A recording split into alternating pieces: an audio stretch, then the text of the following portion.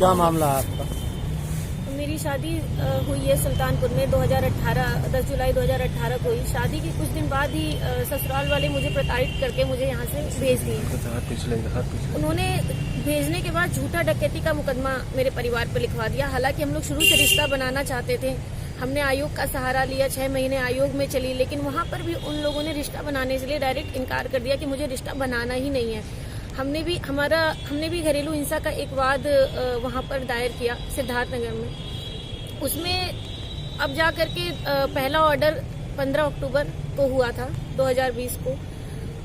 पूरे ससुराली जन घर छोड़ करके भाग गए थे। उसी ऑर्डर के कंप्लायंस में दूसरा ऑर्डर अभी हुआ है, हाँ 12 नवंबर को।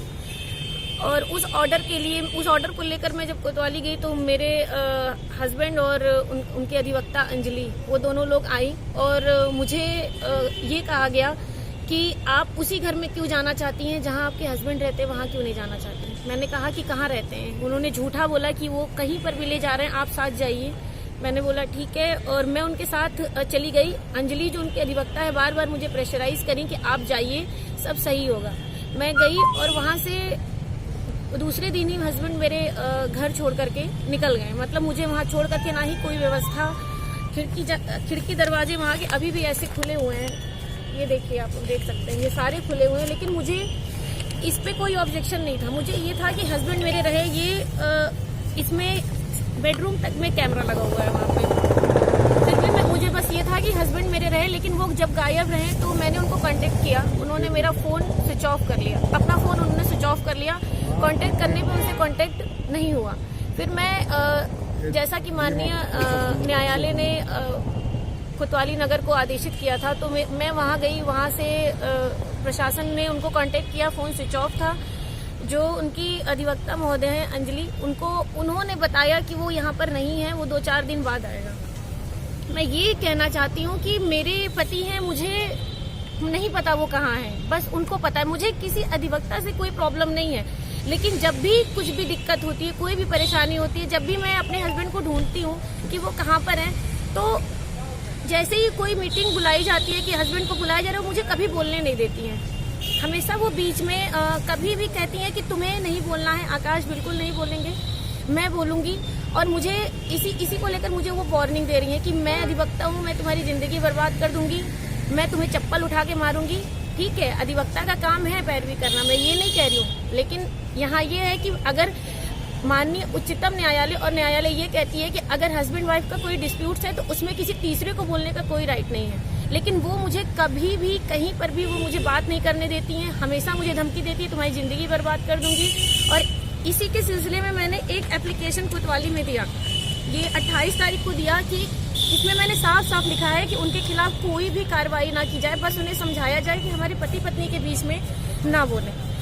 मेरा ये कहना है कि अगर उनको नहीं रहना था तो वो वहाँ मुझे ले जाकर के अकेले कमरे पे छोड़े हुए हैं और एक साजिश किए हुए हैं, और इसमें मुझे उनसे बात नहीं करने दिया जाता है। केवल उनकी अधिवक्ता जो अंजलि है बस वही बोलती हैं, कोतवाली में वीडियो बनाती हैं, कोतवाली में धमकी देती हैं। मेरी प्रॉब्लम ये है, बस उनको समझाया जाए। प्रशासन के द्वारा आपके लिए क्या व्यवस्था की गई, क्या आपने मांग की अभी तक? प्रशासन के सामने प्रशासन ने वहाँ पर मेरे हस्बैंड ने बोला कि जहाँ मैं चल रहा हूँ वहाँ चलो। प्रशासन ने जब ये हुआ कि जब ये ले जा रहा है तो वहाँ जाओ।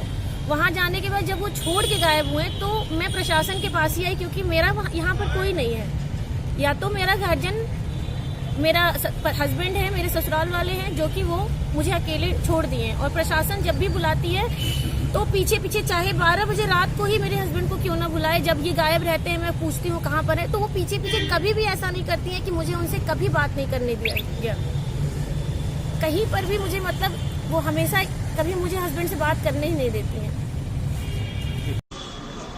अंजलि हो गया, वो वकालत नहीं कर रही हैं सर, वो पर्सनल काम कर रही हैं, पर्सनल काम कर रही हैं, पर्सनल काम कर रही हैं, वो पर्सनल काम कर रही हैं। 2 महिलाओं का मामला है, आप लोग पर्सनल काम। ठीक है, आपको 1 मिनट, आप कोर्ट है ना, सुन लीजिए, लिसन, आप कोर्ट है और ये भी, आप दोनों लोग कोर्ट में ऑलरेडी इसी प्रकरण में जा चुके हैं। बिल्कुल। 1 मिनट, इनका क्लाइंट के थ्रू नहीं, हर 2 डेट पे जाती हैं सर। क्लाइंट कहेंगे कि ये मुझ पे आरोप, देखिए आपका इनका डाइवोर्स का चलना है प्रकरण, इनका गुजारे भत्ते का चलना है, ठीक है।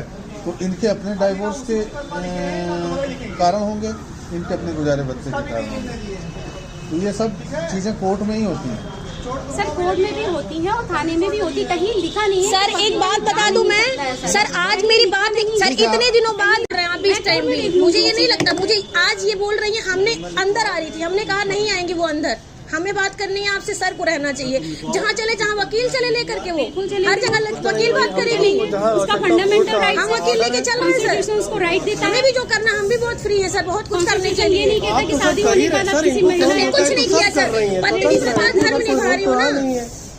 कर तो सर ये सब कुछ रही है, क्या जो कर रही कर है? नहीं हो रहा वो भी उनका सारे एलिगेशंस ये लगा रहे हैं और आप कह रहे हो हम कर रहे हैं। आप मुझे बताइए, कैमरा इन्होंने उखाड़ा सर, कैमरा इन्होंने उखाड़ा सर। रखने वाली बात कहाँ से आ गई?